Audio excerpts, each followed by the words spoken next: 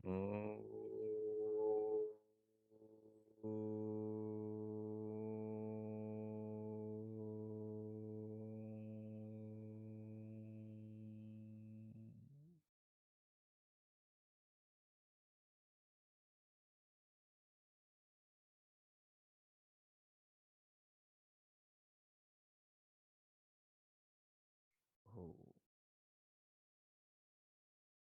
वैदिकी अमृत ध्यान साधना प्रभात सत्संग में आप सभी साधक साधिकाओं का, उपासक उपासिकाओं का हार्दिक स्वागत। आइए पूर्व की भांति आज की ब्रह्म वेला में, आज के ब्रह्म मुहूर्त में भी हम उन महान प्रभु पार ब्रह्म परमेश्वर सर्वशक्तिमान सर्वज्ञ दयालु दया सागर भक्तवत्सल भगवान सच्चिदानंद परमेश्वर के अनंत गुणों का गान करते हुए उन्हें जीवन में, जगत में, संसार में, शरीर में आत्मा से, अंतकरण से, बुद्धि से विचारते हुए, साक्षात अनुभव करते हुए उन महान प्रभु का धन्यवाद करें। प्रभु की कृपाओं के एहसास से भगवान के प्रति अपने हृदय में श्रद्धा के भाव जगाएं और अपने हृदय को पावन करें, अपने मानस को पवित्र करें और अपने जीवन को धन्य करें। अपने चित्त को, अंतकरण को संस्कारित करें। जीवन मानव का बड़ा अनमोल है। मनुष्य जीवन की सबसे बड़ी खूबी, सबसे बड़ा इस जीवन में अवसर इसी बात का है कि इस जीवन को पाने वाला इस संसार पर, स्वयं के शरीर पर, स्वयं के जीवन पर विचार कर सकता है। मनुष्य के इधर बाकी किसी योनि में ये विचार का, चिंतन का, आत्मनिर्माण का अवसर नहीं मिलता। ये केवल मनुष्य जीवन के अंदर उपलब्ध होता है। सो आइए इसका हम भरपूर लाभ उठाएं, अपनी आत्मा को उन्नत करें, अपने चित्त का आध्यात्म की संस्कारित करें, आध्यात्म की निर्माण करें। उसके लिए जिस आसन पर बैठे हैं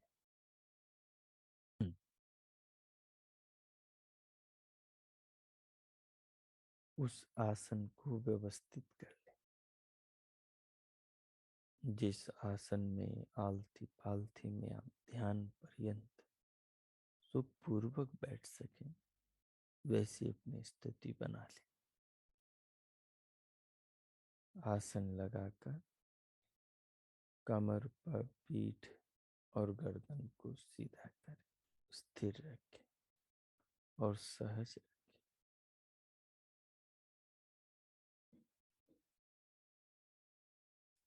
तदुपरांत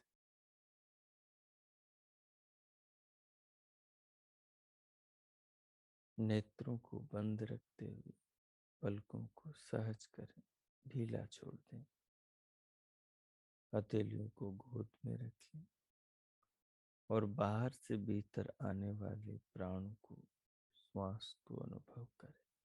धीरे धीरे बाहर से भीतर लंबी गहरी लयबद्ध करते हुए श्वास को भीतर लेते हुए उसे अनुभव करें। अनुभव के क्षणों में केवल अनुभव करें,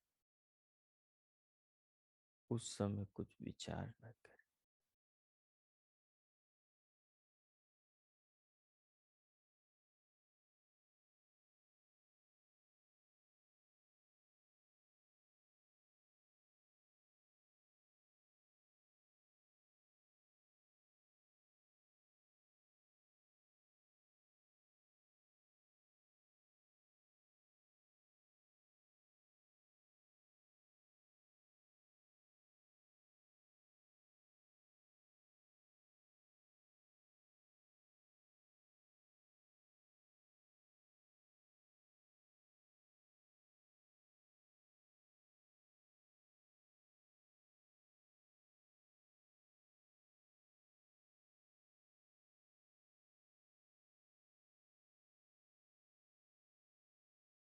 श्वास को लेते हुए अनुभव करते हुए फिर उसे भीतर भर के रोक ले।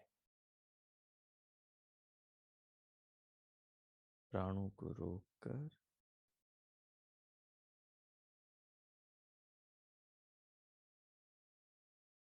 पूरे शरीर को अनुभव करें।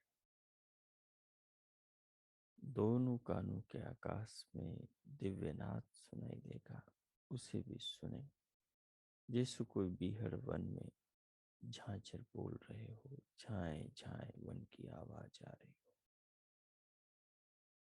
हम शहर में बैठे हैं, घर में बैठे हैं, नगर में बैठे हैं, यहाँ कहाँ जंगल है जिसकी आवाज आएगी, पर अपने कानों के भीतर के आकाश में बहुत मधुर एक नाद निरंतर बज रहा है, मानो शरीर वीणा है और उसी वीणा पर वो मधुर तान भगवान ने छेड़ रखी। उसको सुनने से सहज ही सारा मस्तिष्क के सारे स्नायु, सारे तंत्रिका तंत्र, पूरी देह के सब प्रसन्न हो जाते हैं। पूरे मस्तिष्क के मानो ज्ञान तंतु सक्रिय हो जाते और आलस्य, प्रमाद, निद्रा, तंद्रा, सारा तमोगुण और रजोगुण दब जाता है और सत्वगुण उभर जाता है। तो दिव्यनाथ को सुने और भ्रुकुटी में अंतर चक्षुओं से दिव्य प्रकाश को देखे। इन दोनों को देखते और सुनते हुए फिर प्रभु का, भगवान सच्चिदानंद परमेश्वर का निज नाम ओम का मानसिक जप जपे। जप के साथ में ये भाव रखें कि प्रभु ही सारे जीवन के आधार है, प्रभु ही इन प्राणों के, इस जीवन के, इस जगत के जो भी कुछ पांचों ज्ञानेंद्रियों से देखने सुनने में संसार में आ रहा, उस सब के वही परम आधार। इस प्रकार उनके प्रति मन में भाव लाते हुए और साक्षात उसे अंतःकरण से, इंद्रियों से अनुभव करे, शरीर के रूप में, श्वास प्राण के, अपनी स्मृति में देखे हुए जगत के रूप। 4-5 मिनट इसी भाव में रहे। जब प्रश्वास छोड़ने का मन करे तो धीरे धीरे छोड़ दे और फिर से धीरे धीरे लेकर श्वास को भर ले। ये प्रयोग करें। अब मैं मौन होता हूँ, कीजिए। ओ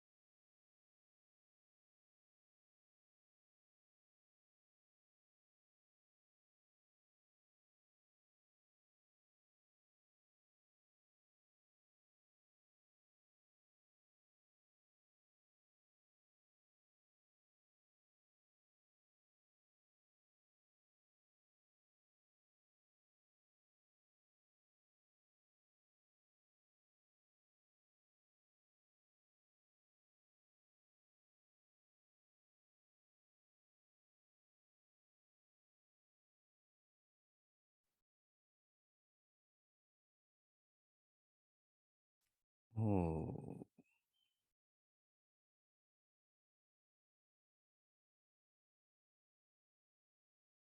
हो।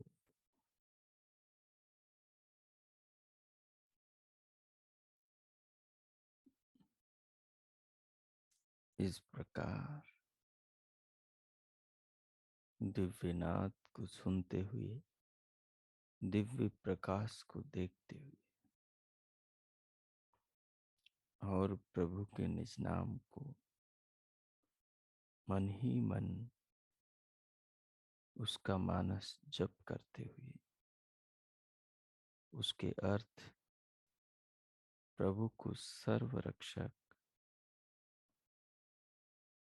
महसूस करते हुए उनकी कृपा, उनके दिए शरीर, उनके द्वारा निर्मित इस संसार, सबको विचारते हुए सबका आधार, सबका रक्षक, सबका स्वामी प्रभु को जानते हुए अपने अंतःकरण को पावन और इन पवित्र भावों से संस्कारित करते हुए अब प्रभु को धन्यवाद करें इस मनुष्य जीवन के लिए, शरीर के लिए और हर पल नूतन नई मिल रही श्वास, प्राण, जीवनी शक्ति के लिए धन्यवाद करें प्रभु का। अपने हृदय में भगवान के प्रति श्रद्धा को महसूस करें, प्रेम को, समर्पण को, कृतज्ञता को महसूस करें।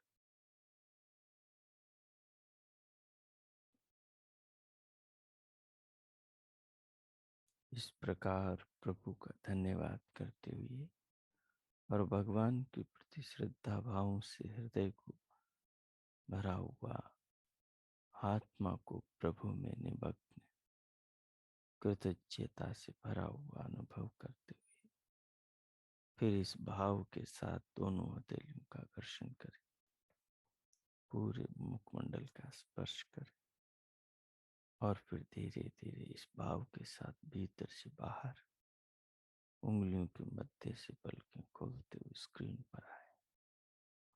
हो।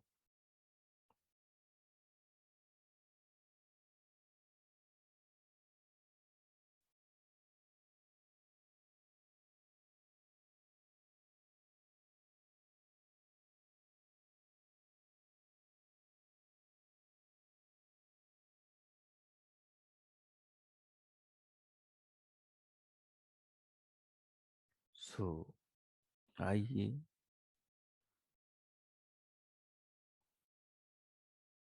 हमारा महर्षि श्वेताश्वतर मुनि द्वारा रचा हुआ श्वेताश्वतर उपनिषद का प्रथम अध्याय का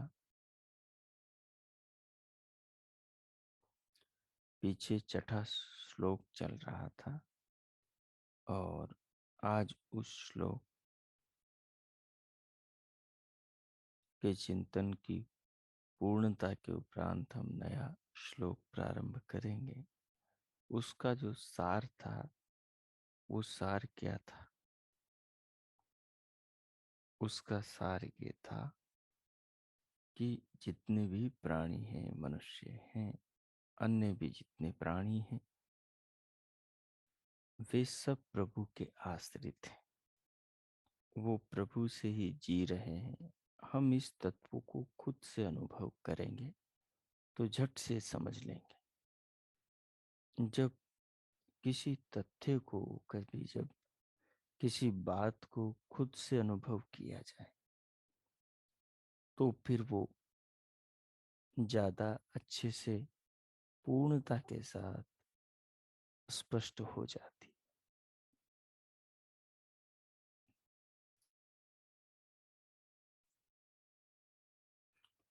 उससे अपनी बुद्धि तृप्त हो जाती है।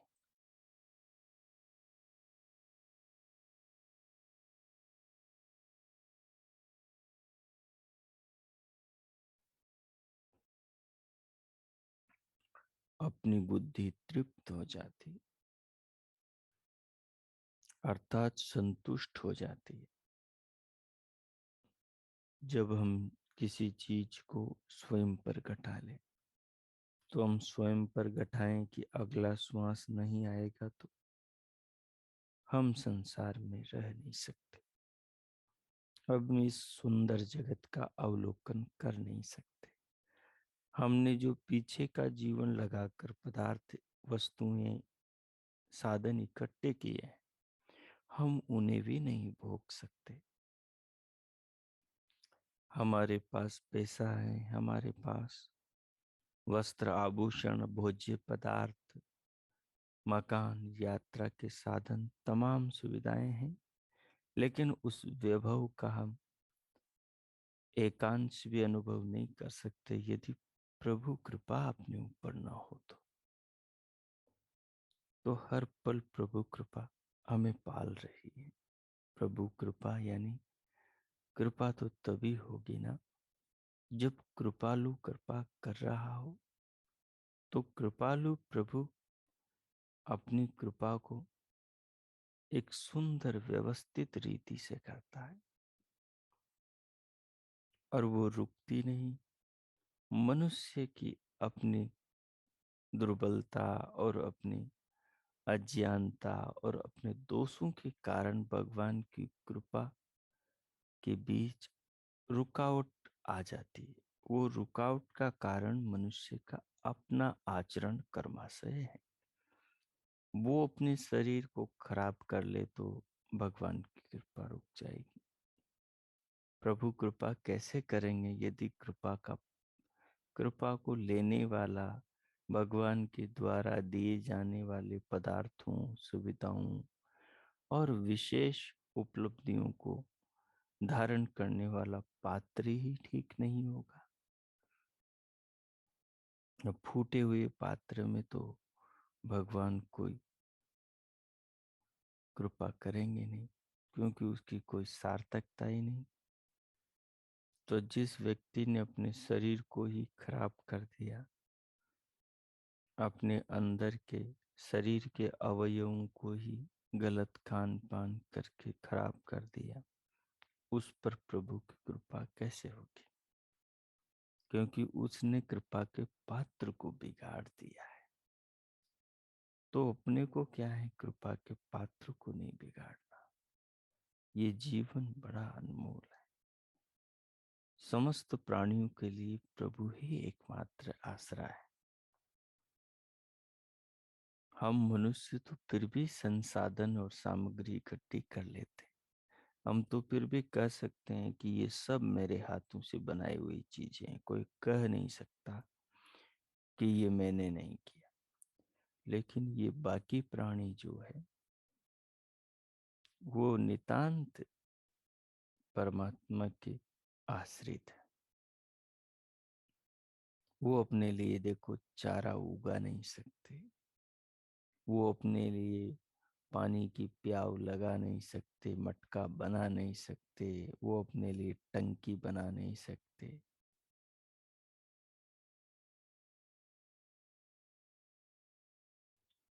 वो ट्रेन में, बस में, वायुयान में सफर करके किसी अनुकूल जगह पर जा नहीं सकते। वो इंटरनेट या फिर फोन या फिर वो समाचार पत्र या फिर वो पत्र व्यवहार कर नहीं सकते।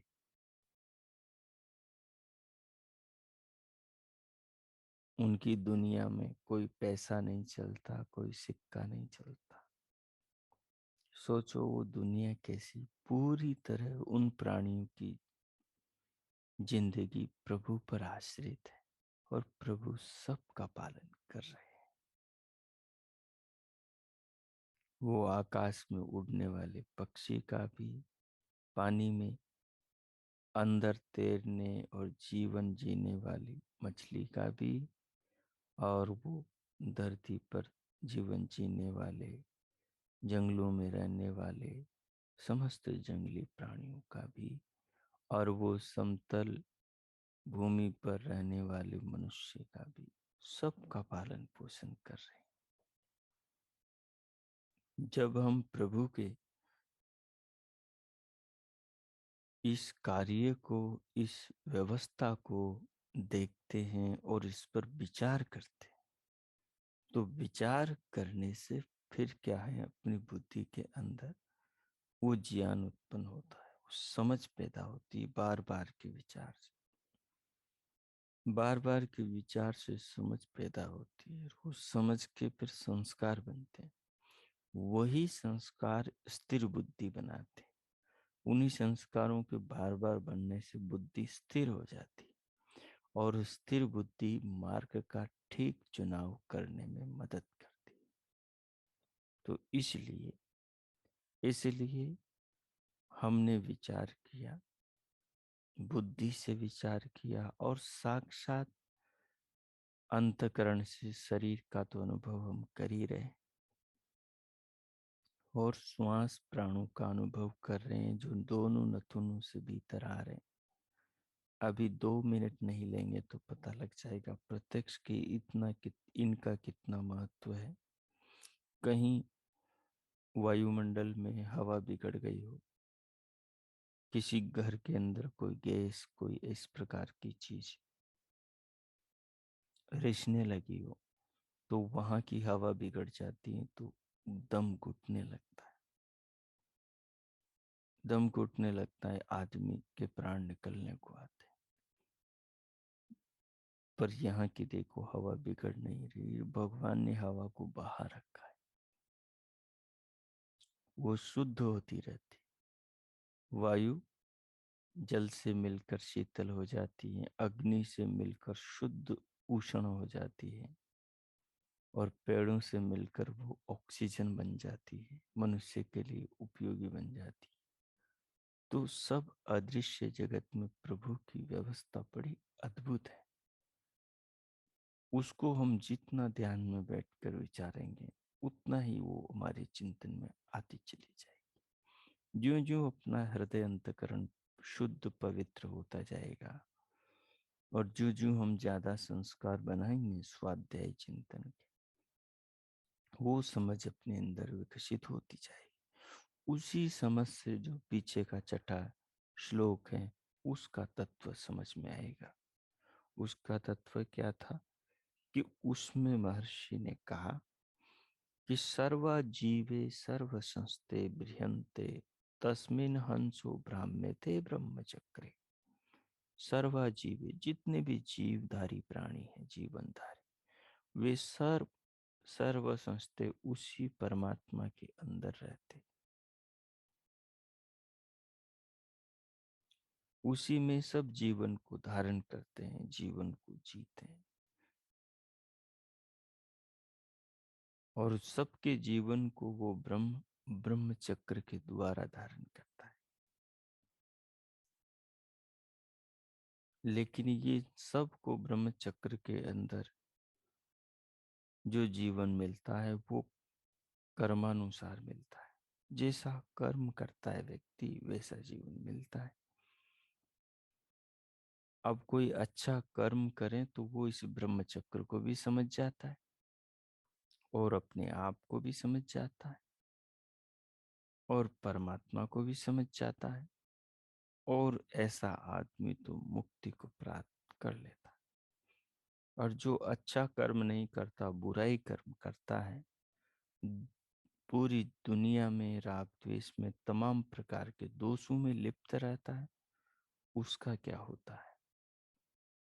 वो तो बिखर जाता है, वो तो नाना प्रकार के पापों से बुरी तरह घिर जाता है, और उसको तो सुध बुद्ध भी नहीं आती कि ये संसार क्या है, अपना आत्मा क्या है, जीवन क्या है, जन्म किस लिए हुआ है, अपने साथ में क्या जाना है, कौन सच्चा मित्र, सच्चा स्वामी है। उसको तो पता भी नहीं लगता इन तत्वों का, और जीवन धीरे धीरे हाथ से रेत की भांति निकलता चला जाता है। तो इसलिए पृथक आत्मानं प्रेरितारं च मत्वा जुष्टस्ततस्तेन अमृतत्वम् एति। क्या कहा कि पृथक आत्मानम, इस ब्रह्म चक्र से अलग और इस शरीर से, पिंड से अलग जो आत्मा अपना आत्मा है, और इस अपने आत्मा को इस पिंड में बिठाने वाला और ब्रह्म चक्र को चलाने वाला, प्रेरित करने वाला जो प्रेरित आरम परमात्मा है, इन दोनों को मत्वा मनन करके, विचार करके, मनुष्य किसे कहते हैं?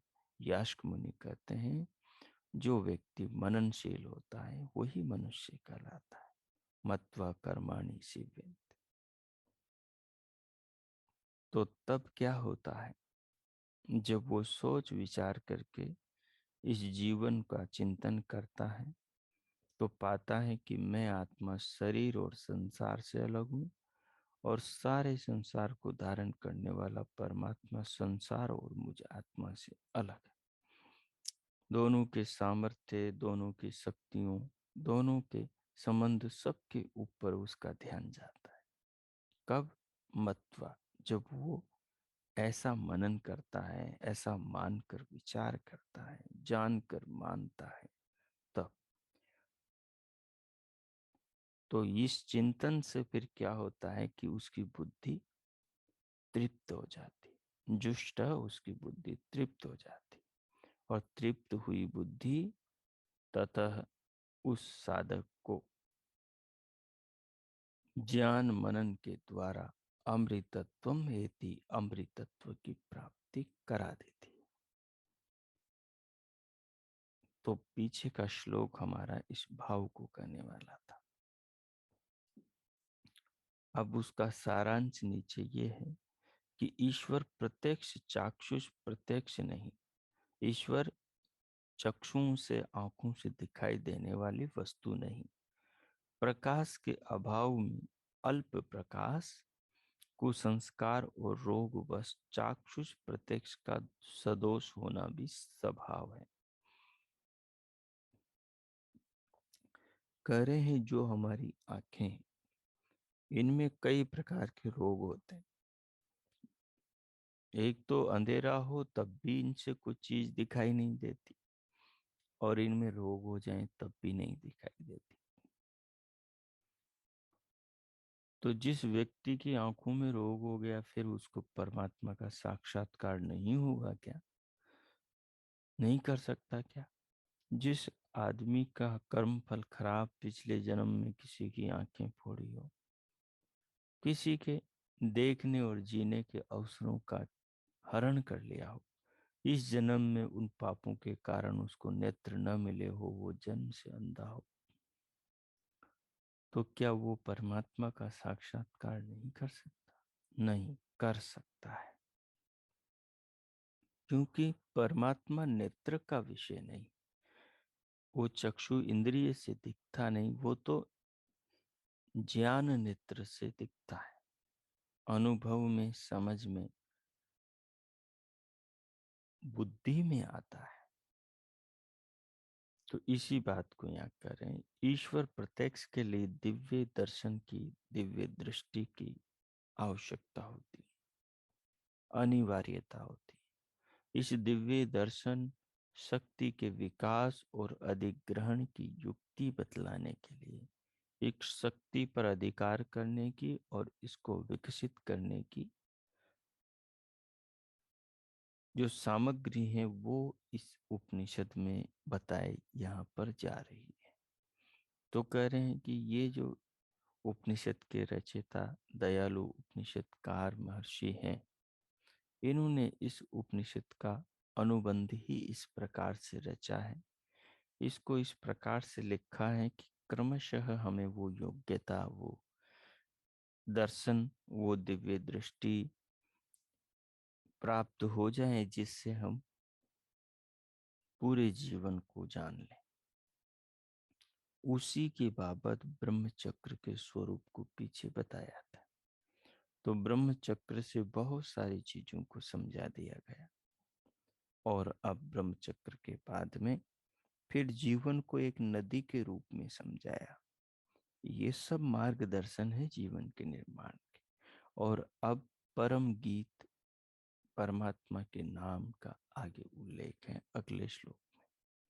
सो देखिए,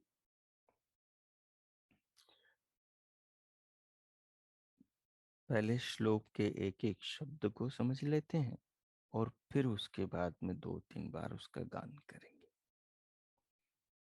तो देखिए, उद्गीतम एतत् परमं तु ब्रह्म।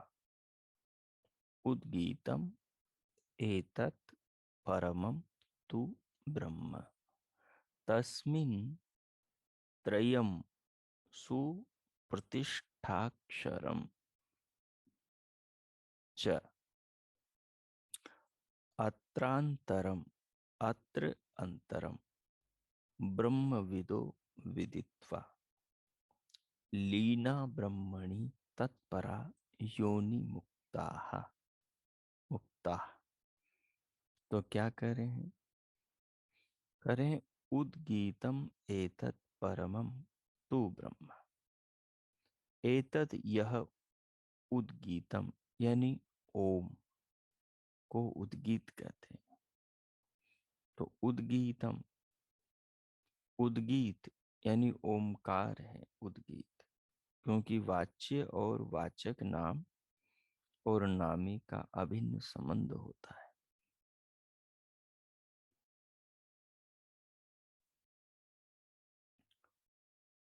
तो यही तो परम ब्रह्म पर ब्रह्म है।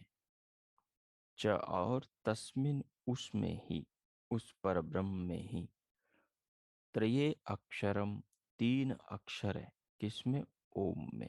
ओम ही पर ब्रह्म है और ओम में तीन अक्षर है। अक्षर का मतलब जिसका क्षर क्षय नहीं होता हो, वो तीन अक्षर है। कहा विनाश रहित तत्व ईश्वर जीव और प्रकृति सुप्रतिष्ठित सुप्रतिष्ठित है। किसमें? उन तीन अक्षरों में।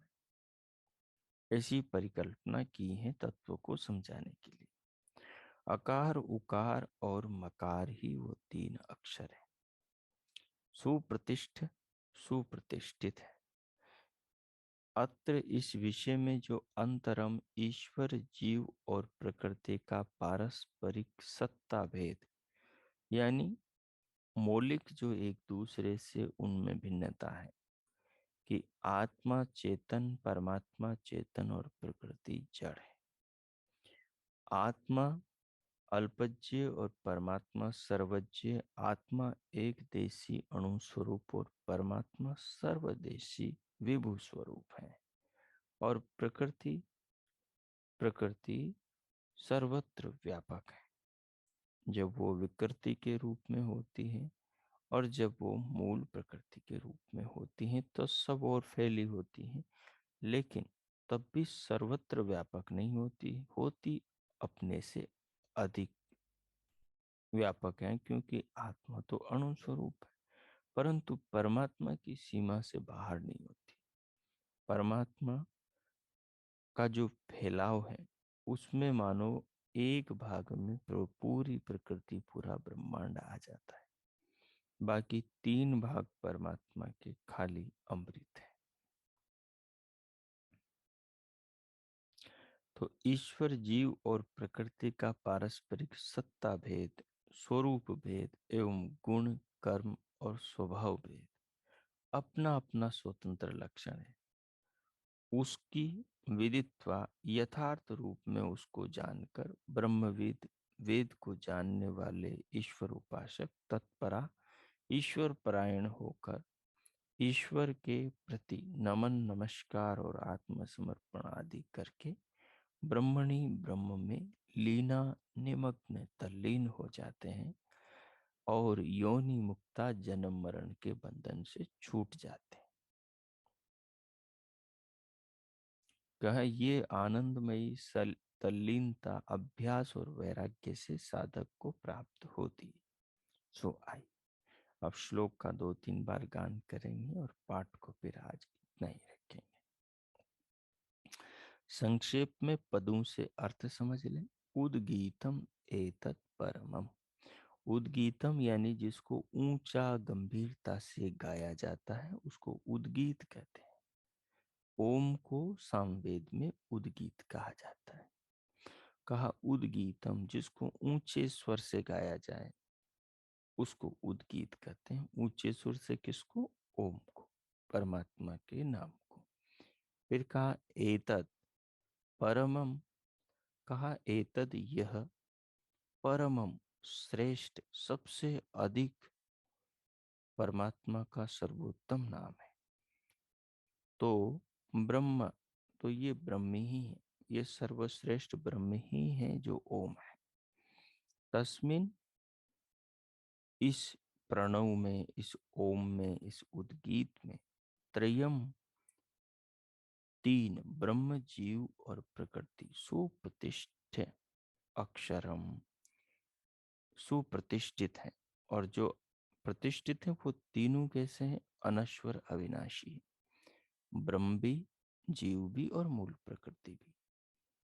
आत्मा परमात्मा और मूल प्रकृति। मूल प्रकृति प्रभास्य अनादि है, वो परिणामी अनादि है, सृष्टि प्रभास्य अनादि है। फिर क्या कहा? फिर कहा अत्र अनंतरम ब्रह्म विदित्वा लीना ब्रह्मणि योनि मुक्ता। कहा अत्र, यहाँ इस विषय में, इस भेद को जानने वाले ब्रह्मज्ञानी लोग परमात्मा के स्वरूप में निमग्न होकर जन्म मरण के बंधनों से छूट जाते हैं। सो आइए अब इसका गान करते हैं। ये संक्षेप में इसका अर्थ और पदार्थ और भावार्थ हो गया। विस्तृत रूप में इसको आगे समझेंगे।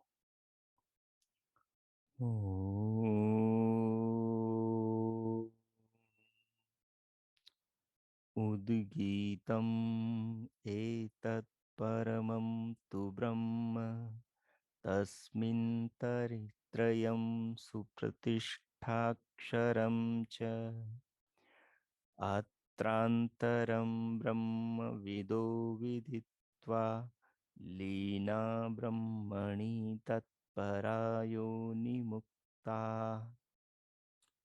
ॐ उद्गीतमेतत्परमं तु ब्रह्म, तस्मिंस्त्रयं सुप्रतिष्ठाक्षरं च, अत्रान्तरं ब्रह्मविदो विदित्वा लीना ब्रह्मणि तत्परायो निमुक्ता। उद्गीतमेतत्परमं तु ब्रह्म, तस्मिन् त्रयं सुप्रतिष्ठाक्षरं च, अत्रान्तरं ब्रह्मविदो विदित्वा लीना ब्रह्मणि तत्परा योनिमुक्ता। लीना ब्रह्मणि तत्परा योनिमुक्ता। हो, इस प्रकार इसको गा लेंगे आप और इसके शब्दों को अलग करके इसके अर्थ को भी समझ लेंगे और इसके पदार्थ को आज देख लेंगे। तो फिर आगे इसके भाव स्वरूप को समझने में हमें बहुत सुविधा रहेगी। जब आप किसी श्लोक के पदार्थ को समझ लेते हैं और याद कर लेते हैं, तो जब उसको गाते हैं तो अर्थ अपने भीतर ही भीतर चलता है बुद्धि में, और उसको, अर्थ को आत्मा जानता रहता है, बुद्धि अर्थ को प्रकाशित करती रहती। तो साथ साथ में गायन के साथ साथ उसका सुख भी, आनंद भी, ज्ञान भी प्राप्त होता रहता है। तो इसलिए श्लोक के पदार्थ को समझ लेना चाहिए और फिर समझ के उसका गान करना चाहिए। तो आज के पाठ को इतना ही रखेंगे। अब 2 मिनट ध्यानस्थ होकर प्रभु का धन्यवाद करेंगे, आत्मचिंतन करेंगे, इस जीवन पर विचार करेंगे जो प्रभु की धरोहर, प्रभु की कृपा स्वरूप हमें मिला है, उस पर विचार करेंगे, आत्मचिंतन करेंगे और सब कुछ जो प्रभु से मिला उसके लिए प्रभु का धन्यवाद करें। ओम कीजिए 2 मिनट।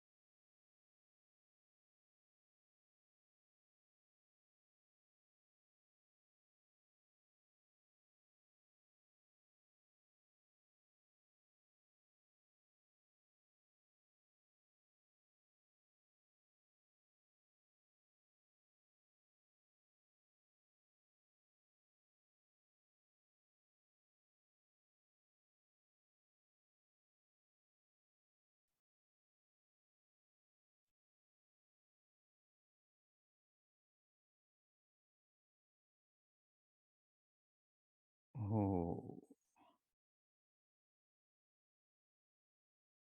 हो इस प्रकार उन महान प्रभु सच्चिदानंद परमेश्वर का धन्यवाद करते हुए, प्रभु जी हमारे जीवन के परम आधार हैं। हमारे पास जो भी कुछ है सब प्रभु का है। जो ज्ञान हमें ऋषियों से और भगवान के वेद से मिलता है उसके भी आधार मूल परमात्मा ही है।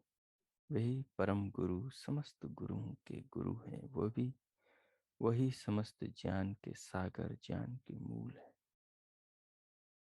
उनके प्रति अपने हृदय में आस्था, श्रद्धा, आदर, कृतज्ञता के भाव अनुभव करते हुए, स्वयं को प्रभु के प्रति समर्पित अनुभव करते हुए अब हम शांति पाठ करेंगे। ओम